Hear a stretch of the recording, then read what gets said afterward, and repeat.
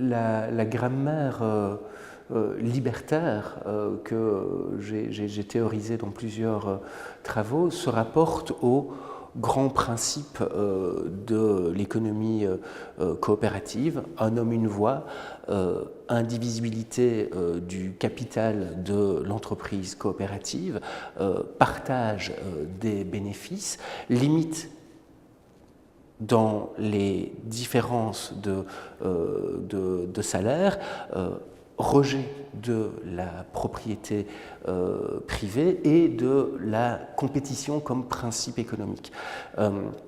La grammaire libertaire, elle est celle-là, puisque au XIXe siècle à nouveau, le mouvement coopérativiste était très proche du socialisme libertaire.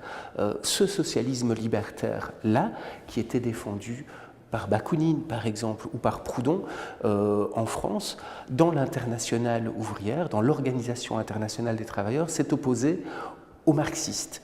Les marxistes voulaient d'abord prendre le pouvoir de l'État pour ensuite avoir la possibilité de réguler toute l'économie à partir du pouvoir de l'État.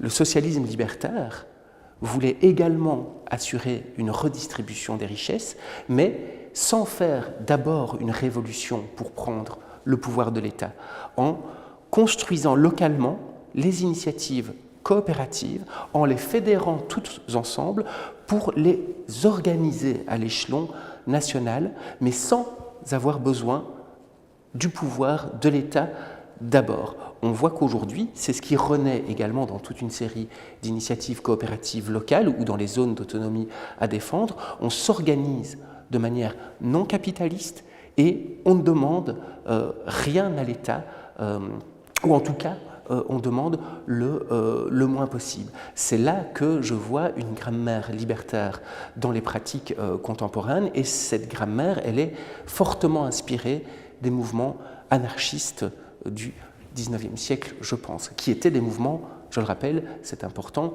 socialistes. On est bien du même côté de la barrière contre le capitalisme.